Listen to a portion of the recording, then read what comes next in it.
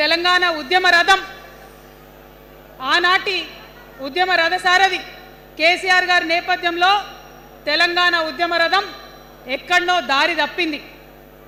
తెలంగాణ ప్రజల ఆర్తిని అది అర్థం చేసుకోలేకపోయింది. డెఫినెట్గా సామాజిక తెలంగాణ రథచక్రం అనేది విరిగి ముక్కలైపోయింది. ఒక కొత్త రాష్ట్రం వచ్చిన తర్వాత ఏ తరహా అయితే పని జరగాలో, ఏ తరహా అయితే పనులు ప్రారంభించుకోవాలో అవి జరగలేదని చెప్పడానికి ఒకంత బాధపడతా ఉన్నాను. ఆనాడు ఏమనుకున్నాం, తెలంగాణ రాష్ట్రం వస్తే మనందరి బానిస సంఖ్యలు పోతాయి అనుకున్నాం. కానీ రైతులకు బేడీలు పడ్డాయి, ఇసుక దందా మీద ప్రేమతోని నేరెళ్ళల దళితులకు దెబ్బలు పడ్డాయి, చావులైనాయి.